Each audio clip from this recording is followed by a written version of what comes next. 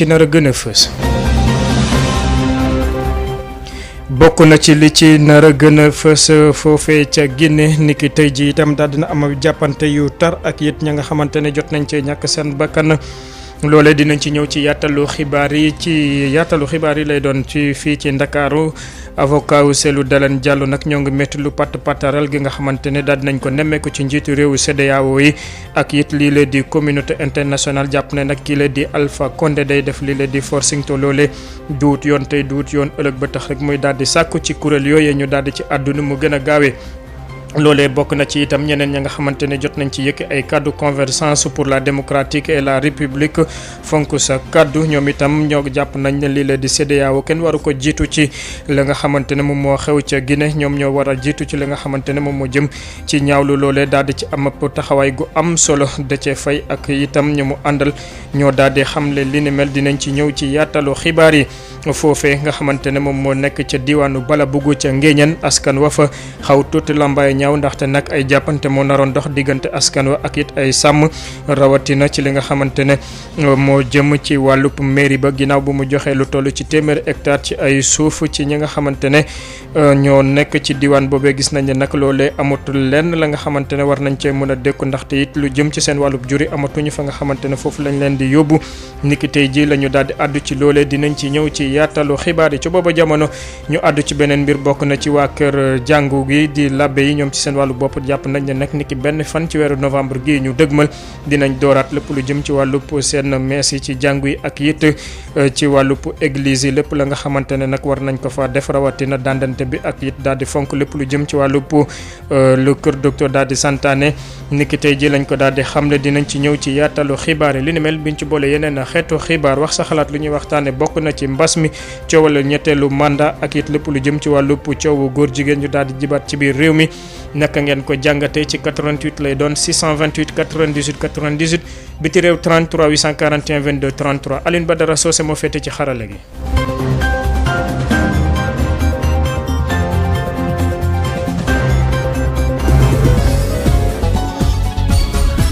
Birama Ndiaye. sant leen gërëm leen di leen tatagan ci teewlu bi ngeen di teewlu seen rajo Sud FM 98.5 ak mboolem suñu bànqaas suñu lëkkaloo tey nekk aljuma yembok ñaar fukki fan ak ñett ci weeru octobre atum ñaari junni ak ñaar fukk yooyu xibaar ñu doore ko ca coow la ca Guinée niki tey ji jàppante yu tar moom moo fa daal di am ba tax na sax fi mu ne nii am na ñooñ ña nga xamante ne jot nañ cee ñàkk seen bakkan bu ñu sukkandikoo ci suñu ndaw la fa di Amadou Wuri Bari mi ñu fa féeteel moom nag moo ngi xam leen ne niki ëllëg bu yor jotee la ñu fas yéene publier lii lee di résultat yi foofee ca Guinée boobee la ñuy des ndaxte lii lee di communauté internationale rawatina wa mbootaayu xeet yi ñoom itam daal di nañ ñaawlu la nga xamante ne moom moo fa daal di xew ñoom nag gis nañ ne lépp la nga xamante ne moom la ñu war a def rek ci taxawaay giñ ca war a am rawatina ci jàppante yu am ci wàllub lii lee di poste électoral yi foofee ñooñu Antonio Guterres ak ñoom ci seen wàllu bopp ñoo ngi koy métti lu jàpp ne nag loole ak yàq alal gi ak it ñett ña nga xamante ne jot nañ cee ñàkk seen bakkan ñoo ngi koy métti lu ba fa métti lu yem di ñaanal itam ña nga xamante ne jot nañ cee jëlee ay gaañu ñu daal di wër na moo gën a gaawe ñoonu itam ñoo ngi jaajëfal ña nga xamante ne ñoom ñoo yëngu ci wàllub acteurs yi ñu xaarandi lépp lu jëm ci résultat officiel yi te lii lee di seeni moom moo ko war a defal fexe itam lépp la fa nga xamante ne moom moo fay ay lënc ñu daal di ko fexe saafara ci rek ñu daal di ko teg ci yoon te moytu la nga xamante ne moom moo jëm ci wàllu xuppante bi ak it jàppante gu tar yooye daal di andi wu faat bakkan fii ci Ndakaaru wookaayu Cellou Dalein Diallo ñoom itam ñoo ngi doon métit lu sànq la nga xamante ne moo jëm ci wàllu pataral bu CEDEAO ak yenn communauté internationale yi ñoom nag lu ñu xamle nag kii di Alpha Condé day daal di def lii di forcing di jéggi barrage to loole waru ko ba tax rek ñu daal di ci yëkki ay kàddu rawatina ñaawlu ña nga xamante ne jot nañ cee ñàkk seen bakkan Amadou Moustapha Dia.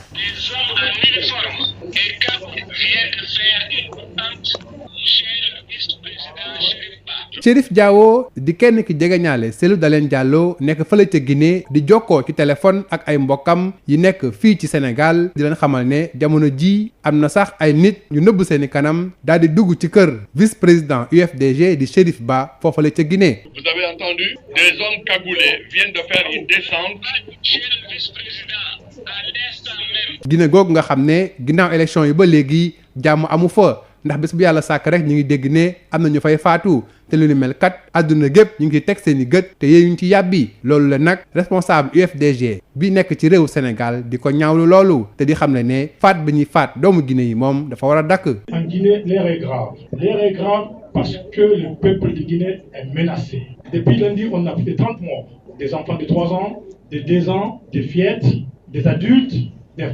ci noonu avocat yi nga xam ne ñooy layal candidat UFDG di Cellou Dalein Diallo bi nga xam ne mu fëggoon dënnam ne moo gagné élection yi di ñaawlu pataareel boobule di xam ne xeetu nopp yi le moom daanaka sot leen ñu rôle ndax kat bés bu yàlla sàkk ñu dégg la xew Guinée te kenn du ci wax dara. CEDEAO ngir yàlla dimbali nañu Union africaine dimbali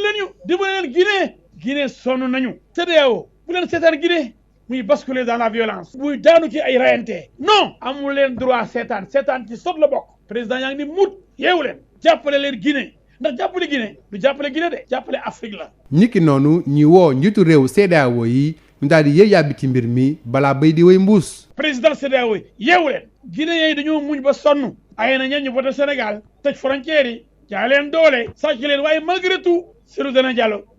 avocat yi lay ci geneen fànn di it ñaawlu bu baax doxalinu ndaw yi nga xam ne kuréel gi di CEDEAO yónni woon na leen foofa la ca Guinée ngir ñu saytu élection yi ndax kat gis na ne ñoom dañoo gaawtu loolu daal di wax ne élection yi baax na jaar na yoon te xaaruñu sax ba ñu jeexal lépp lu jëm ci wàllu wàññi xob yi ak xam dëgg-dëgg kan moo jël ndam li. Amadou Moustapha Dieng noonee la ñuy des ca coow la ca Guinée convergence pour la démocratie et la république fonk sa kaddu ñoom itam ñoo ngi wéy di topp la nga xamante ne moom moo fay xew ca Guinée rawatina ci élection yi le gis nañ ne nag bëri na ay jàppante ak it nit ña ca jot a ñàkk seen bakkan da ca fay ak ay ñooñam jàpp ne nag ña nga xamante ne ñoom ñoo yëngu ci wàllu politique waruñ benn yoon saa su ne di ngoy ci nguur wala boog di fexe def lu ne ngir rek daal di egg ci nguur te loolee waru leen jaral ay bakkan yooyu rot da ca fay bu Paul de non aligné ñu teewlu ko. CDR fonk sa kàddu mu ngi topp xew-xew yi nga xam ne ñoo juddoo ci wote bi ñu def ci suñu réew dëkkandoo di Guinée nga xam ne li ci juddoo mooy ay fitna yu jur am ay nit ñu bari ñu ci ñàkk seen bakkan ñu jàpp ne way politique yi war nañu nangu ne des ci nguur wala am nguur warta mën a jar ñuy ñàkk ay bakkan kon candidat yi nga xam ne ñëpp nangu woon nañu bokk ci wote bi war nañoo nangoo tënku ci li nga xam ne moom la charte yi organiser élection foofu ci Guinée tëral amul benn njuuj njaaj wala benn tappale boo xam ne war naa mën a tax nit ki jox boppam ay baat yoo xam ne du ñi nga xam ne ñoom ñoo wote ñoo ko jox ci kaw loolu ñëpp a ngi seenu CEDEAO ngir mu taxawaay bu mot sëkk boo xam ne bokk na ci li nga xam ne moom la war a def mooy mu wax ci lu gaaw ci lu ànd ak fulla ak fayda nag mu wax ak ñi nga xam ne ñoom ñoo doon jànkonteel ci élection yi ñu jàll te wax leen ne nañu ànd ak dal te moytu lépp loo xam ne day gën a yee ak yokk fitna bi nga xam ne am na déjà ci Guinée. CEDEAO war na itam wax CENI bi nga xam ne moom moo war a joxe résultat yi que na jël ay responsabilités am ba nga xam ne résultat yi muy joxe day dëppoo ak li nga xam ne moo génnee ci vote bureau de vote yi loolu moom rek moo mën a maye jàmm ci Guinée bu loolu jàllee itam jàpp nañu ne jafe-jafe yi am ci réew moomu réew yi am ak moom frontière war na leen a soxal waaye fii ñu tolloogum ak jamono li mu laaj CEDEAO moom moo war a nekk ci kanam ñëpp topp ci ginnaaw CEDEAO ngir mu régler jafe-jafe yooyu ni mu gën a gaawee. loole di kaddu Déthié Faye bu Paul de non aligné nekk njiital lii la di convergence pour la démocratie et la république fonk sa kaddu ci noone la ñuy desandi dem ba ca Côte d'Ivoire ginnaaw bi nga xamante ne seen njiital ki foofu fa seen woon a organiser lii la di élection yi moom nag di Sidiki Konaté nekk ministre bu territoire ak administration niki sànq la daal di ñàkk bakkanam ginnaaw bi nga xamante ne nag dañoo jàpp ne dafa am lii di crise cardiaque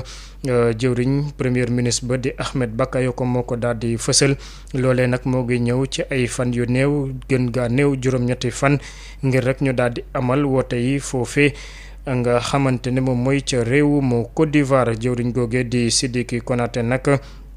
ci benn communiqué jaarale woon na ko di sàkku ci kuje gi ñu daal di toog waxtaan xool ana nees la ñu def ba daal di andi ay coppite ci wàllub commission électorale indépendante bu nekk foofee ca réewum Côte d'Ivoire boobu la ñuy des ndaxte itam gis nañ ne wàccaayu élection yooyu ñu ko fas yéene amal niki fanweeri fan ak benn ci weer wi gën gaa néew fukki nit jot nañ cee ñàkk seen bakkan ci ay jàppante yu tar yu dox diggante kuje gi ak nguur gi loole nag donte ne sax njiitu réew ma daal dina deltu ginnaaw tuuti di sàkku ci ña nga xamante ne ñoom ñooy kuje ga ñu toog waxtaane réew ma wante nag kuje ga ñoom seen wàllu bopp bañ nañ ba lànk tëdd ngaare kaare ne loolee du ci dal tey du ci dal ëllëg ndaxte gis nañ ne nag def leen bëgg teg xel ba tax rek fi mu ne nii yëf yaa ngay gën di lëmbaajoo foofee ca réewum Côte d'Ivoire niki noonu itam ca Burkina Faso gis nañ ne ñoom itam ñoo ngi waajal bu baax a baax seen wooteeg njiitu réew niki ci weeru novembre gi ñu dëgmal foofee lu toll ci fukki candidat ak ñett lañ fa daal di nemmeeku ci jamono sa nga xamante ne itam réew ma fi mu ne nii daal dina lëmbaajoo ndaxte rek ñàkk kaaraange ak it yeneen yi nga xamante ne jot na fa daal di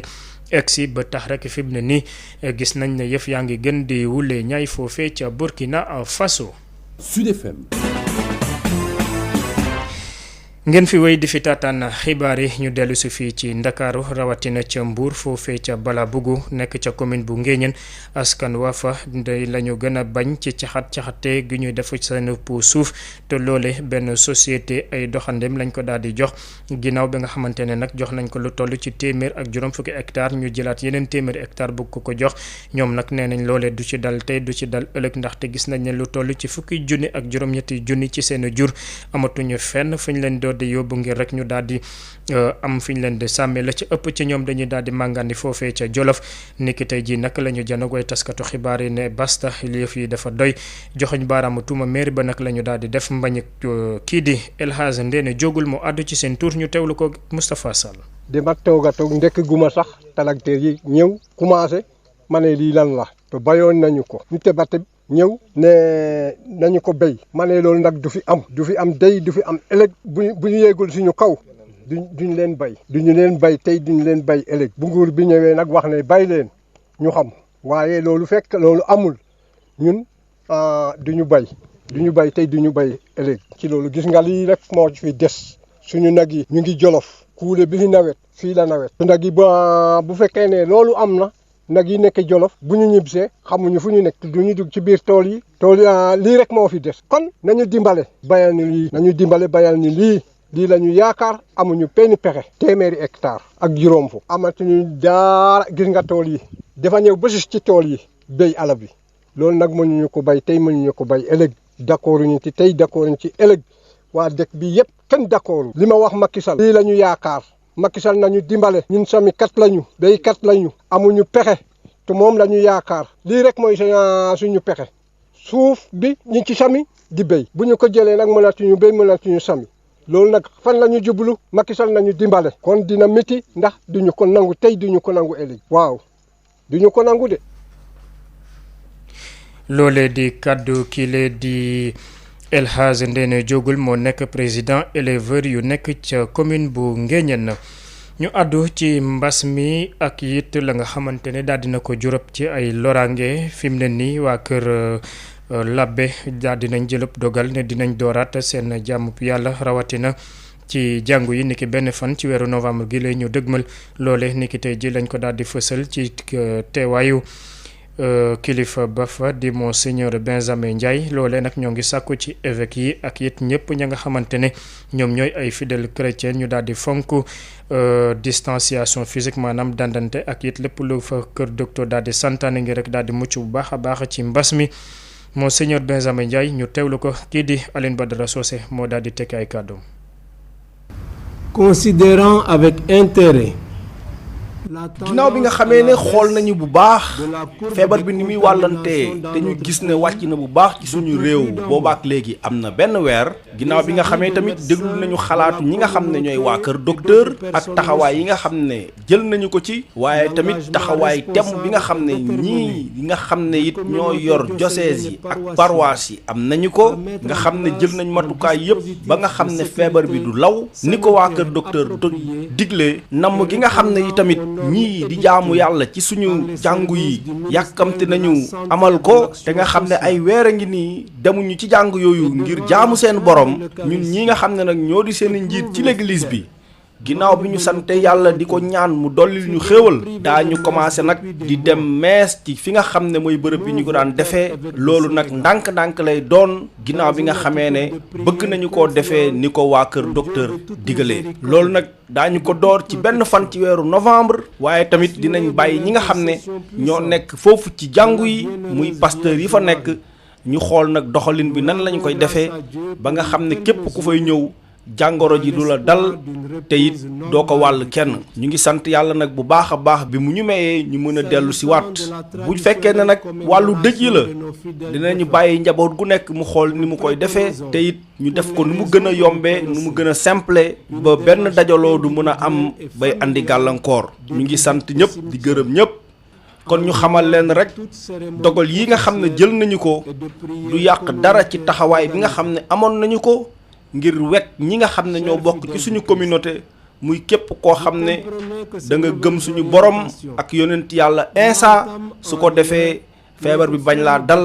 wala it nga koy wàll kenn ñu ngi leen di sant di leen gërëm. La santé et la vie de nos concitoyens. di kàddu Monseigneur Benjamin Ndiaye mi doon addu niki tey ji ci rek la nga xamante ne moom mooy dooraat lépp lu jëm ci wàllub julli ci suñu mbokk chrétien ni ci jàngu yi ginnaaw ay weer a ngi ni ñu daal di ko tëj te lenn waralu ko lu dul mbas mi ci wàllub wërgu-yaram la ñuy des ngir rek daal di yëkkatiwaat plateau médical bu réewum Sénégal kilifa yi daal di nañ nemmeeku ne nag mbas mi daal di na ci andi ay jafe-jafe yu rëy ba tax rek ñu daal di ko ci nemmeeku loole kilifa yi nag niki tey ji daal di nañ nas benn plan yoo xamante ne yu ñeenti at 2020-2024 ngir rek fexe lépp la nga xamante ne jot nañ ko fa daal di nemmeeku te mu mbaa di manqué ci bërëbu fajukaay yooye ñu andi ci saafara Josette Kali.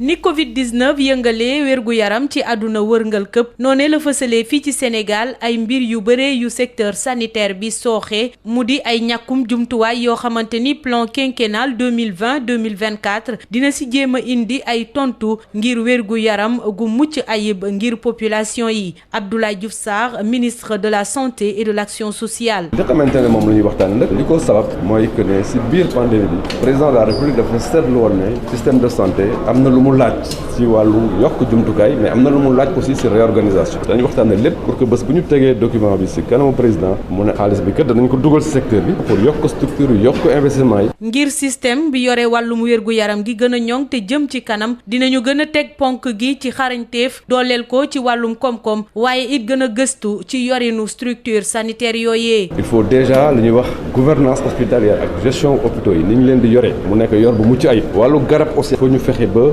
mettre secteur boobu ci condition yoo xamante ne Sénégal du am dara loo xamante ne la siy soxe wàllu lépp lu jëm ci personnel bi danañ ko xool parce que personnel bi ak nañ leen di yore mu nekk ci sensu condition de gestion yoo xamante ne nañu mën a satisfaire Sénégalais yi mais aussi yeneen aspect yi mooy fexe ba ubbi secteur santé et action sociale ba en plus su spécialistes yi mooy médecins yi pharmaciens yi ñu mën a ubbi bi ñeneen mën leen gunge ba mën a investir ci secteur bi waxtaane itam lépp lu jëm ci mooy cat bi ak yorin bi ci biir hôpitaux yi. ngir matal yile programme ministère de la santé et de l'action sociale dina ci ànd ak partenaires sociaux yi secteur privé bu wérgum yaram bi société civile ak it élus locaux yi. Josette Kali ci wàllub wërgu yaram la ñuy des rawatina ci mbirub gànnuwaay foofe lu toll ci fanweer ak ñett ay dëkkaan ci ñeent fukk ak ñeent ya nga xamante ne dañ leen tegi gët foofee gis nañu nag la ca ëpp dematunu ginnaaw ca mbooy gi wala boog jonkanatuñu ci mbooy gi loole ngir rek daal di moytandiku baax a baax loraanga yi nga xamante ne da cay bàyyeekoo li ni mel nag ci benn jàngat ba nga xamante ne assainissement total lañ ko daal di amal ca communauté bi askan wi ñoom ñoo ko daal di saytu ci programme ba nga xamante ne direction nationale de l'assainissement ñoo ngi ko amale foofee ca Louga Lamine Gueye Samane. dem gannaaw kër si àll bi mu nekk ay jafe-jafe bu rëy si dëkku kaw yi nga xam ne yu bare lañu waaye tey jii mu nekk li nga xam ne ñu ngi koy tàmbali di saafara tuuti si commune bu Gandé arrondissement bu Kër Massar département bu Louga li ko waral mooy programme bi nga xam ne duñ ko tëral jël lépp lu jëm si wàllu set ak setal askan wi seen bopp jëlal ko seen bopp direction régionale bu assainissement bu Louga di ko amal boobaak léegi atum 2019 la dëkk yu bare lu toll si fanweer ak juróom benn tey wax nañu ni dootuñu defati lu ni mel Omar Sène moom lu ñu dénk lépp lu jëm si wàllu assainissement si région bu Louga. bu ñëwee ci dëkk bi dañuy waxtaan ak ñoom yee leen ba ñu xam ñàkk duus saafaan ya ca nekk ak am duus njëriñ nga ca nekk ba nit ñi xamal ko seen bopp jël dogal ne dinañ fexe ba dem ginnaaw kër dàq ci seen dëkk bu boobaa ñu def plan d'action xool li nga xam ne buñ ko defee ci wàllu cet dëkk bi dina mën a ñoŋ. wax dëgg yàlla dëkk yi ñu fa amoon depuis daaw ak ren muy ñeent fukki dëkk ak ñeent fanweer ak juróom benn yi waxi ñàkk duusa dem ci ginnaaw kër jeex na fa. gox bi nag kenn tànn ko si neen li ko waral moom lu ñuy chef de la division régionale bu assainissement bu Louga di wax. situation bi ci wàllu cet sooxe woon na lool nit ñi amuñu woon douche ñu former ay relais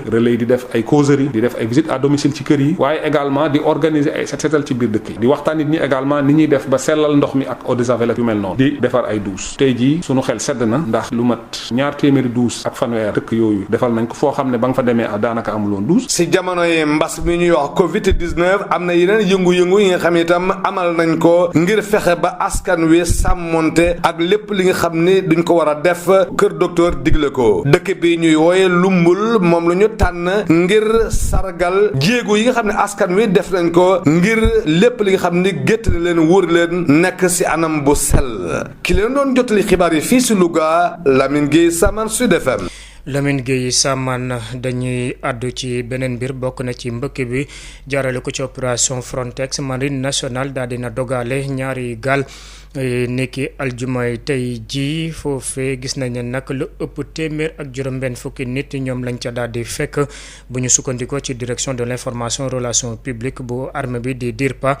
niki tey jii ci fajar bu njëkk bi nag moo ngi nekkoon ci benn gaal gu ñu duppee Xuri Njaay bu 5 heures du matin jotee lañ ko daal di dogale ci patrouille boobee ñu duppee Ferlo moom moo ko daal di amal digganteem ak Ndakaaru ci biir géej gi moo ngi toll ci juróom fukki kilomètre foofee fekk nañ fa lu toll ci téeméeri nit ak fukk ak benn ay góor ak ay gune yu ndaw beneen gaal gi nag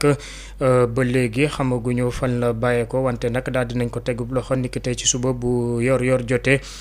patrouilleur espagnol bi moom moo ko daal di def digganteem ak Mbuur moo ngi toll ci juróom-ñett fukki kilomètre ci biir géej gi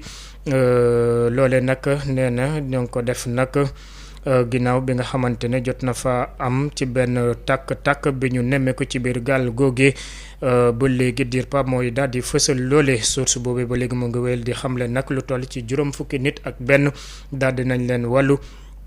ci opération yooyu nga xamante ne ñoo ngi koy def ànd ceeg marine nationale ci zone yooyu gis nañ ne nag ci wàllu googee ñu ngay wàllu nit ñi gisuñ ci kenn ka nga xamante ne jot na ci ñàkk bakkanam police bi nag daal dina ci ubbeek l'enquête li ni mel la ñu daal di nemmeeku foofee fa Ndar niki démb itam gis nañ ne gën gaa néew lu toll ci fukki nit ak juróom-ñett daal di nañ leen tegub loxo ñu doon jéem a jéggi jaar ci gaal yi ngir rek dem ca l'Europe foofee ñetti convoyeur nag lañ fa daal di tegub loxo ngir rek ñu daal di jëf li ni mel fi mu ne nii nag ñoo ngi leen di def li ñu duppee garde à vue ña nga xamante ne nag ñoom ñoo leen doon yóbbu dinañ leen yóbbu ci procureur Yves Tendeng. teg loxo gi waa police di teg loxo ñi nga xam ne ni ñooy fara mbëkk gaal jëmale ca tuugal angi wéy ba tey jamono ji fii ci Ndar ñii di élément yu commissariat bu police bu arrondissement bu Ile bi teg nañu loxo lu toll ci fukki candidat ak juróom-ñett rax ci dolli ñetti convoyeur maanaam ñi leen naroon yóbbu ci seeni gaal te ñu daal di leen jàpp ci guddi alxames gi jàpp aljuma bile. muy ay ndaw yi nga xamee ni seeni at toll na ci diggante fanweer jàpp fanweer ak juróom te ñëpp doon ay sénégalais yi bàyyeeku ci douane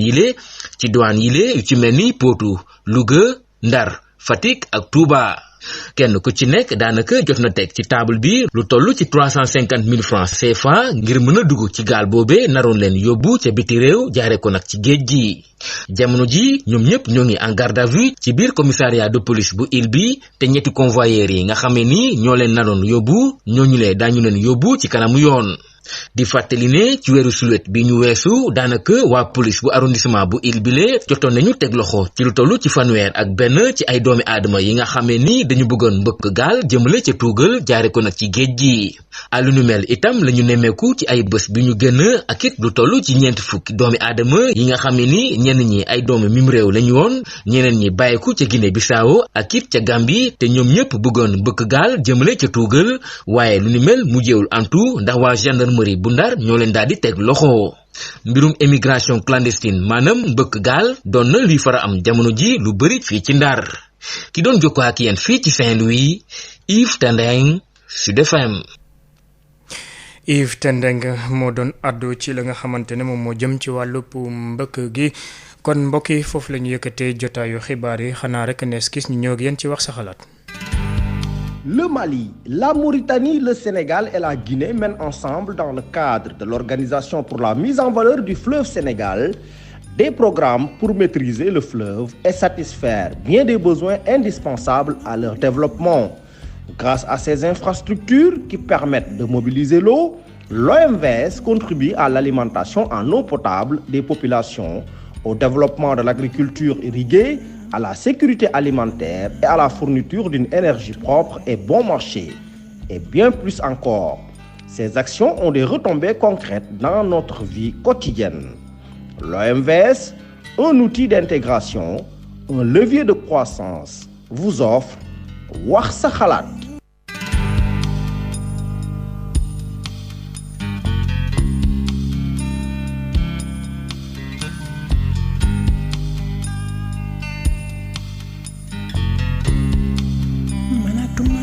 di ko way mënatuma wéet te xel mi du dem ci moom mënatuma jëli te du ma ñaan jàpp naa dootuma bàyyi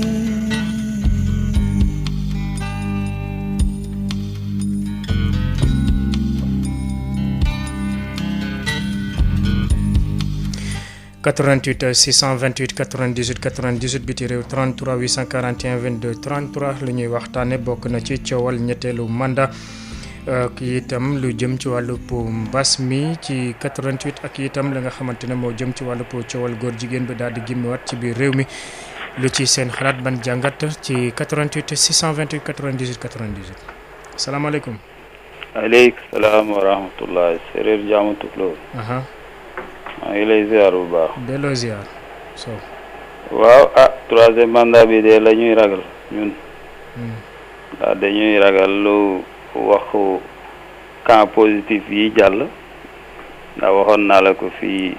comme que ci wàllu Covid lan nekk chef d'état yi dafa am ñi amee Covid positif ak ñi am négatif ak ñi am cas suspect. ñun ci cas suspect yi la ñu nekkoon ci ay jamono ndax duma ne waaw duma ne déet lañ dëggoon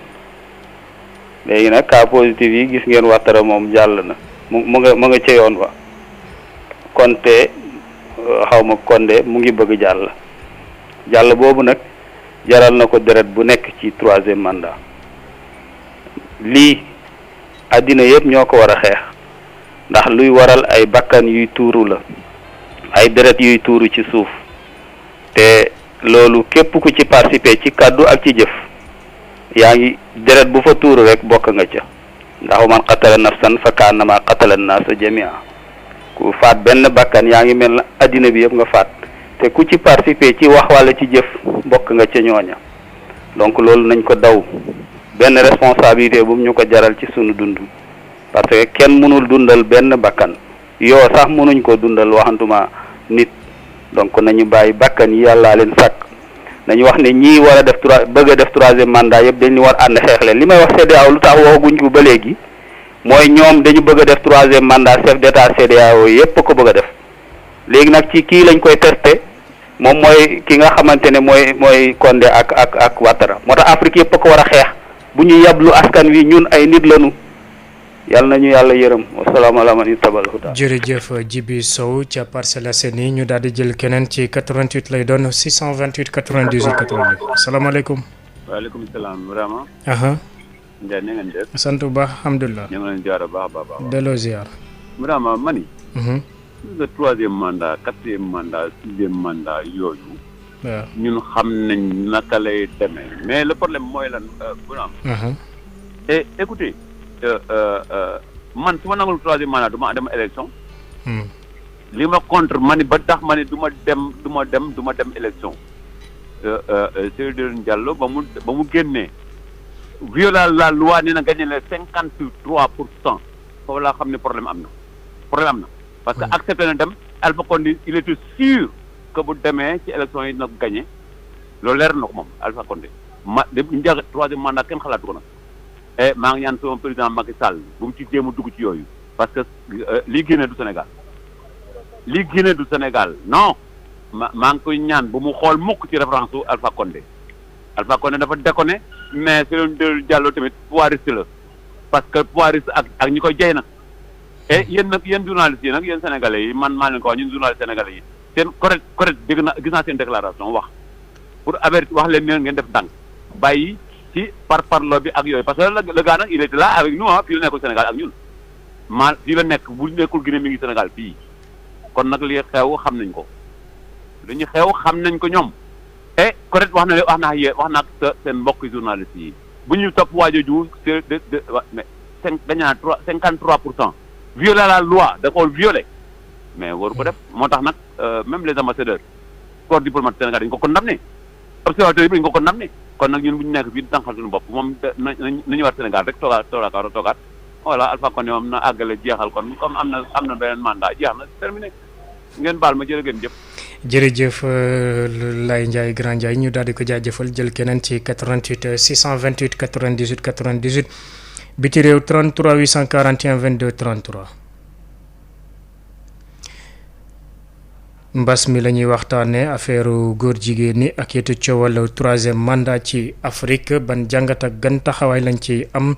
ci 88 628 98 98. salaamaaleykum. waaleykum salaam. ngeen def ça va bien. sant ba alhamdulilah. waaw. ci homosexualité laa bëggoon wax. waaw acca bisimilah. parce que man dama ne on n'est pas en vérité absolue homosexuel on le devient et pour wane ne état civil homosexuel kenn mënu koo defar ci àdduna day am droit di takk sëy homosexuel bu ñu enregistré état civil te comme homosexuel lu araam la ci kanamu yàlla ñu ñu yemale ci nekkinu góor wala jigéen donc ci jëm mën nañu wax ne ku ko def boppam daa gëmul ne yomal xiyam dina ñëw te ay malaaka ñu ngi koy gis ci jëfam yëpp duñ koy attee bés boobu xoolee ci surat 82 la retour du ciel dinañ ko gis comme yoon aussi dafa tere ci biiram lu mel noonu maanaam borom ñaari tur yi buñ jàppee mbir boobu nañ ko teg daan bu diis tëj ko kaso ndax mën nañ wax ne dafa yabaate donc loi dañ ko fay teg pour nit ñi di ko respecté bu ko defee jàmm ne ñooy jërëjëf. jërëjëfal Mahdi wootee ca Kaolack ñu daal di jël keneen ci 88 628 98 98. waaw asalaamaaleykum. waaleykum salaam. Abdoulaye ñu ngi ziare man Gassama. delloo ziar Gassama waaw. ooy mooy ñëw ci affaire góor jigéen yooyu li ci indi saafara mooy tànk boobu waa Touba taxaw yaakaar naa suñ ko généraliser fu ñu néew génn àdduna ñu jagare indi ñooñu su yaakaar na Sénégal yëpp suñu taxawee noonu mbir mi dina wàññeeku. beneen bi mooy góor ñi nañ bàyyi seen yére yu taxtu yi ñuy solu da ngay gis man bu njëkk dama doon xool jigéen mooy sol jean bu seereet ba tànk yi seereet di wane forme pour mën a charmer góor ñi mais léegi góor ñi seen bopp ñooy charmer man xaw ma lan la mën a góor mën a tole jean tubéy mu xat ba mbubb xat ba soo koy suñu dañ lay da nga koy dëpp ñu koy xëcc man solin boobu laa moo gën a dangereux ñu koy bàyyi muy wéy ci booy yi mbaa wàcce seen i tubéy ba mu ñëw fii ngay gis seen ci li kër yooyu doo ko gis rek mooy tax affaire bi suñu taxaw ci suñu njaboot gi gis nga nee naa la même sàcc ci ngay gis ci poñ yi vagabond yi ngay gis ci koñ yi def lu bon ci poñ yi lañ dëkk ci nit yi la ñu nekk il faut ñuy signaler il faut ñuy weer nit ñi ku ko ci def ku ko xam nañu taxaw wax ko ba koñ bi xam ko nit ñi taxaw ci mais maslaa bi moo tax affaire bi di dem ba léegi mu nekk flagrant bu njëkk sax daaw nga ko dégg ci ñuy fekk sabar boobu mais léegi ba ñuy dem di ñaw ay robe de mariage ça veut dire que nit ñi communauté bi ni muy dëkkee la ñu war a changer parce que ni ñu koy changer mooy kon boo dëkk xam nga nit ci ni mu mel xam nga ni mu mel ak su naree changer bul ci am loo rus bul ci am loo def wax ko ci jàkka ja maa nga wax ko chef de quartier su ci mënul dara ngeen dem ci police ba gendarme ngeen déclaré mais tant que jàppale ñu état bi du mën a signaler nit ñi ci nit ñi lañ nekk kon donc nit ñi ñooy war a signaler nit ñi suñu gisee seen i comportement suñu gisee ni ñuy changer ci jàkkee jumaay nañu dem buñ ci am lu ñuy rus buñ ci am lu ñuy ragal nañ dem ba chef de quartier bi wax ko maa ñu wax ko dellee li carrément élément bi leneen li mooy affaire politique bi moom li ma wax la rek sanction moo amul parce que monsieur le président Abdoulaye Wade gis nga bi muy def élection ñaata nit ñoo fa gaañu ba tey ñi ko defoon waxu boobu ñu leen sax de kooku da ko ñemee def ci réewu tubaab bi kii aussi même chose ñaata nit ñoo ciy dee mais day xool élection yi passé doo dégg police bi doo dégg. jërëjëf Gassama ca États-Unis ñu daal di ko jaajëfal jël keneen ci ligne bi asalaamaaleykum allo. biti réew 33 841 22 33 lu yëfu borom ñaari tur yi la ñuy waxtaanee mbas mi ak coowal ñetteelu mandat kooku dafa am jafe-jafe ci wàllu buumu jokko bi ñu jël keneen ci 88 628 98 98. salaamaaleykum. déglul ci téléphone bi bàyyi rajo bi sëñ bi allo allo sëñ bi. Socé ñu jàll ci keneen kii déglul ci téléphone bi jël keneen ci 88 628 98 98.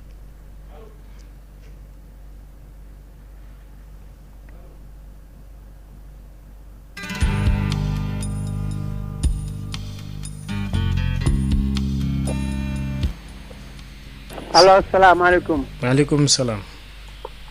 waaw kooku Adama wala Birama Ndiaye. xanaa déglu. ok déglu naa ko waaw maa ngi lay nuyu. di la ziar di ziare waa Sud FM yëpp. ñëpp a ngi lay fay. waaw Birama di wax ni rek di rafetlu. di rafetlu li nga xamante ne rek moom moo xew ci adduna bi vraiment am na ci loo xamante ne lu ñu métti la mooy li xew Guinée. suñu mbokk Guinée yi nga xamante ne vraiment bu ñu sañoon affaire élection yi du demee nii. waaye nag pouvoir moo mel noonu quoi ndax boo nekkee ci pouvoir soo doyulul rek nii lay demee ay nit faatu ci dara jaru ko ci waaw te loolu war naa mën a ñàkk affaire it ni moom tant que susu yeeg maninke ak pôle yi ñu ngi Guinée moom pour ñu arranger ko day xaw a jafe même suba résultat yi suñ ko génnee teewul day gën a doy waar rek moom moo xew Côte d'Ivoire moo xew Cameroun parce que pôle bi yàgg dañ ko fa bëgg a jëlee président africain yi nañu bàyyi affaire dictateur yi ñuy def baaxul ku ci fal fu sa ñaari mandat jeexe ngir yàlla demal bàyyi keneen ñëw jël def bay waaram su ko defee jàmm am xoolal États-Unis moo fi ëpp xaalis ëpp fi jàmm mais xoolal nu mu demee fiñ toll ku ci nekk 4 ans ngay def bu 4 ans yi jeexee nga demaat élection soo gañewaatee su ko defee nga daal di faluwaat soo dawalee deuxième mandat pare nga ci doo doon dugg ci leneen suñ doon diggante Joe Biden ak ci Trump dem def nañ dernier débat le 3 novembre bu ñëwee incha allah ku ciy gañe yàlla rek ko xam kenn xamu ko kan Macky Sall mooy na waajal bu deuxième mandat matee na dem bàyyi candidat yi opposition bi ñëw campagne ku Sénégalais décidé ni kii lañ fal mu ànd ci loolu moo gën a rafet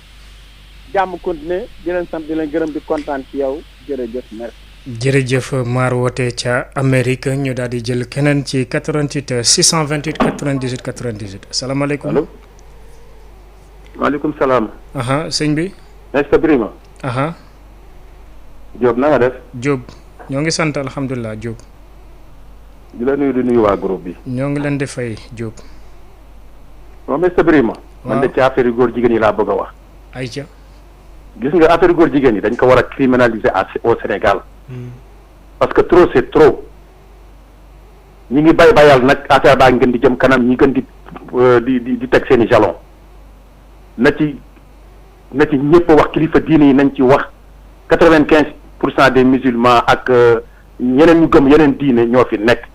kon bu ñu taxawee ne bëgguñu fa affaire góor jigéen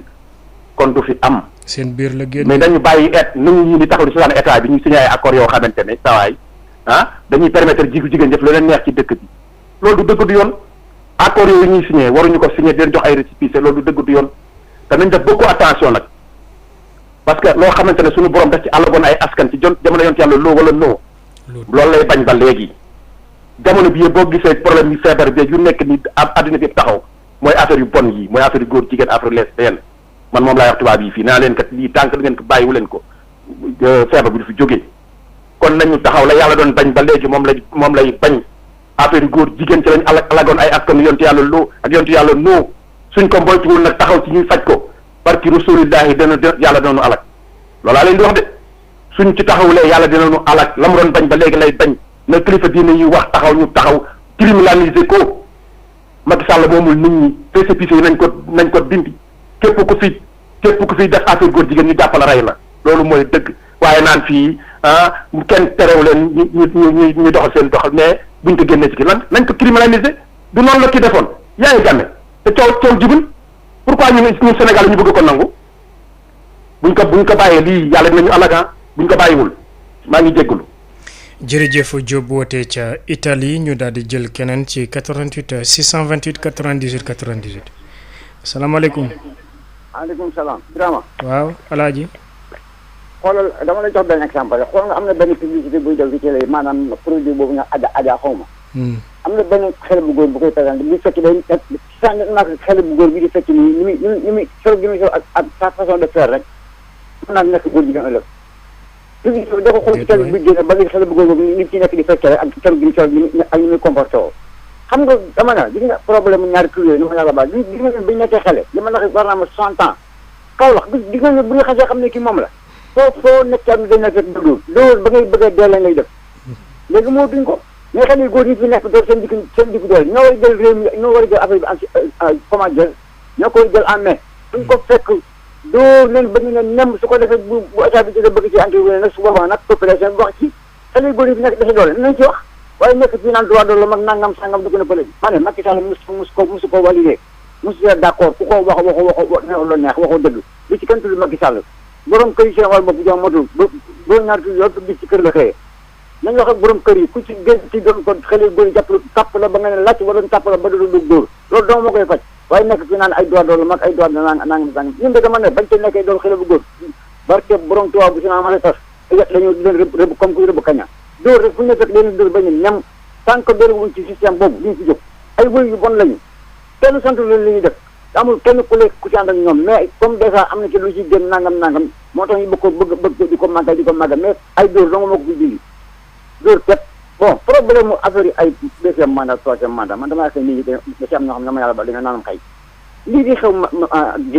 Guinée yéene la concerné bu ci kenn dugal affaire mandat ak troisième mandat Alpha Condé ak kële ñu koy ñoom ñoo fa nekk di xëccoo bu ci yoonu Sénégal nekku ji li ko empêché bi ne mooy journaliste yi ñaari télé bi yoo xam ne bu ëllëg lu fi tàkk ci réew bi ñoo koy taal nañu téye seen lami ci problème Guinée bu ñu ma réglé seen problème nañu ko réglé mais bëgg nekk naan dañu manifester par force maa ngi dégg naan préfet neen kooku lu mu génn la préfet su waxee loolu effectivement daf ko wax ci ay propos yoo xam ne nii bu moom kenn aussi d'accord gouverneur baa ngi fi ak ñeneen ak ministre de intérieur ak justice ku fi def loo xam ne tegoo ko jon dëkk ci réew mi dëkkoo ci réew mi mais am na doo jënal suñu réew loolu la problème ñu naan préfet dama war ko wax bañ kaa wax dañu bëgg a nekk fii di problème di xeex bi nii bëgg Sénégal ku ci ñëwee da ngay dem dina xeex leen foofu waaye toog fii di manifester ay buntu ambassade ak lakk oto jàmm rek taali kër bu ñu leen bàyyi yow for di n'importe quoi préfet na jëlee matukaayam ni muy aaye marché fii Sénégal yi fi nekk noonu la koy aaye Guinée bu bëgg a yàq réew mi ñoom bu ñu amee lu ñuy rawante nañ xaar ba résultat yi génn parce que waa ji li mu wax Alpha Deli Diallo xaw ma dafa teel a wax am na 53% fan la ko teg léegi moom pour moom dafa war a gagner par force et puis Afrique ban élection nga fi gis boo xam ne ni opposition dañoo ko ci taw am. jërëjëf El Hadj Gora Ndiaye ca Sébi Kotaan ñu daal di jël keneen ci ligne bi asalaamaaleykum allo sëñ bi da ngay déglu ci téléphone bi bàyyi rajo bi yegg siwul ñu jël keneen ci 88 628 98 98 ñu leen di ñaan itam ku koy duggati rek mu fay rajo boobe ngir rek dégg-dégg bi gën a neex. salaamaaleykum. waaleykum salaam. Birima na nga dem. sant bu baax alhamdulilah. Imam Nazir Gaye coordinateur des imams de Kébémer. Imam Nazir waaw. ñu ngi leen di nuyu waa Sud FM yëpp. ñëpp a ngi lay fay imam. di leen ndokkeel nag ci buntu bi ngeen ubbi am na solo lool. jërëjëf. mbiru góor jigéen ñi nag moom. man daal jàpp naa ni waxuñu ci lu ko ëpp solo. ndax ku xam li muy yàq ci am réew. bu yàlla intervenir conseil des ministres kenn du ko talati dem jàkk kenn du ko talati ndax lu fàtte yonent bi sallallahu alayhi wa sallam nee na kullu ummati mu'afan ilal mujahirin sama xeet yëpp dana leen pardonné ba mu des bu fekkee dañuy biral te fi mu nekk mbiru góor jigéen bi boo ko seetee làqutoo ci amatu ci léegi tësal def li la neex la ak maa tey bu ko defee kon na kenn ku ne jël li ci sa responsabilité nga jël ko kenn ku ne xam nga la nga ci am ASC yi nekk ci quartier yi mënuñu leen a réer mënuñu leen a nëbb xam nañ leen kilifa diine yi ni ko waa ji waxe sànq te xam ne bu fekkee ni yàlla intervenir na comme ni mu ko daan defee lu bëree bëri ñun corona rek ngi nii ñëw xamatuñu lu ñuy def te lu ko gën a garaaw corona moo ñëw ci mbirum góor jigéen man daal loolu yitteel na ma lool mbirum mandat mi nag moom li waa ji wax rek Sénégal du Guinée ki fi nekk moom yal na ko yàlla dimbali ba mu bañ a def ci xelam ci loolu ndax gàcce gu gàtt moom moo gën ko gudd te man président moom bi may ànd ak moom booba bu dee dem benn oto topp ci ginnaawam yéenewu ma ko gàcce boobu yéenewu ma ko suba yéenewu ma ko gannaaw suba yal na ko yàlla xeer ci mboon cee dugg maa ngi nuyu ñëpp wasalaamaaleykum wa rahmatullahi wa barakaatu. waaleykum salaam wa rahmatullah imam Nazir Guèye foofee ca Kébémer ñu daal di jël keneen asalaamaaleykum. allo. salaamaaleykum. Adama. kooku. Adama. kooku allo. man la Adama wala Birame la. Birame waaw. Birame. waaw bro. ça va na nga def naka yaram bi. sant alhamdulilah. Birame man image yi ma gis nii neexuma dara. foo ko gis. ci télévision bi am na benn chaîne bu ma ko gis li ñu def noonu xale yooyu loolu rafetul dara. loolu rafet ndax pouvoir loolu rafetul. loolu rafetul dara vraiment c'est des images yoo xam ne nii neexul a xool ci àddina donc na gaa yi jéem a xam ni sama xalaat ñaari mandat dafa war a doy ci gouvernement bu nekk ci monde bi dafa war a doy franchement donc Guinée yàlla na fa yàlla indi jàmm et puis nit ñi ñëwaat seen xel delloo si waat ñu jéem a xool nu ñu doxalee àddina bi dañ toll ci jamono boobu même sur non violent d'accord ma ci beneen bi nga mooy borom ñaari tur yi li charia wax ci ñoom buñ ko defee amul sax ci ñoom yi ak gendarmerie bu leen fekkatee ci dimanche ñu dayaar leen suñu seen tubéy mais koo ci dóor pendant 10 minutes ci fees ay dóor yu métti non su paree dina xalaat leneen dul nekk ci loolu quoi franchement addina bi yéen a xool li al maxtum waxoon nañu raxas addina bi dañ ko raxas addina bi jeex na tàkk ci dara amatul suy seet gisuma ko man yàlla ñaala doon suutre te yàlla may ñu mujj bu rafet jërëjëf bro woote ca Thiès ñu daal di ko jaajëfal jël keneen ci 88 628 98 98 coowal ñetteelu mandat mbas mi salaamaaleykum allo waaw salaamaaleykum Birama waaleykum Souleymane na ngeen def sant bu baax alhamdulilah Souleymane alhamdulilah waaw bëggoon wax d'abord si borom ñaari tur yi donc man je pense que Sénégalais yi nu ñu agiré noonu la quoi donc gars yi si koñ yi la ñu dëkk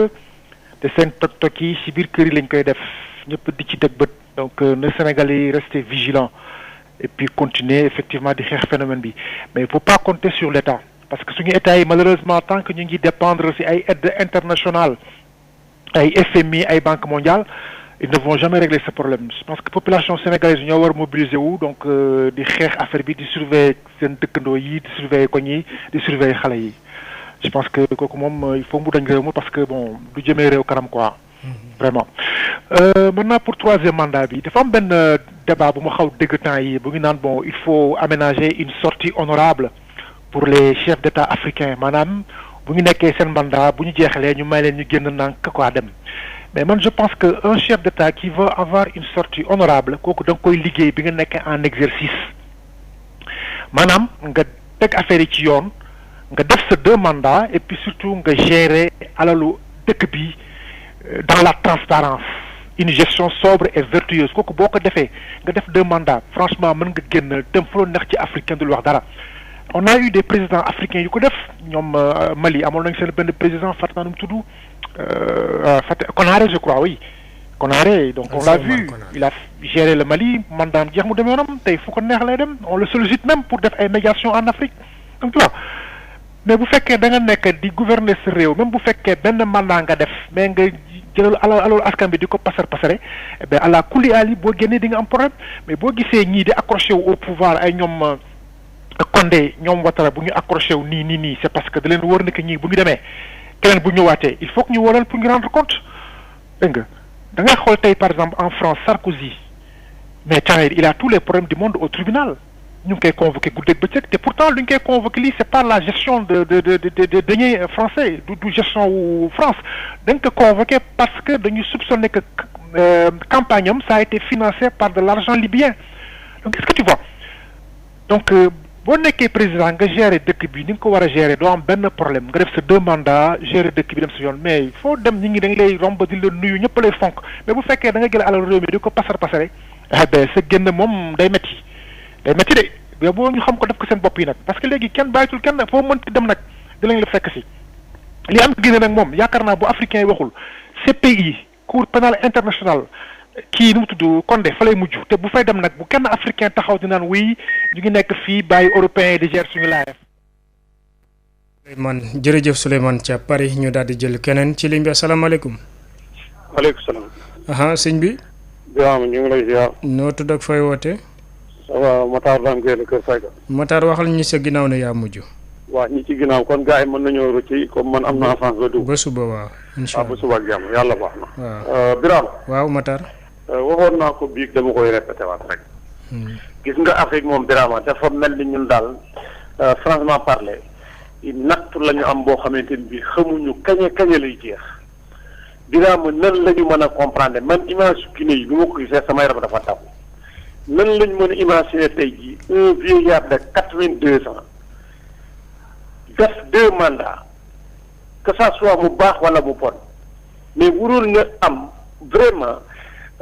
esprit de grandeur bu ko mën a permettre mu ni Guinée franchement parler li ma waroon def naa ko affaire yaa ngi nii organiser ay élections yu libre et transparent ku gagné mu jox ko dem yoonam.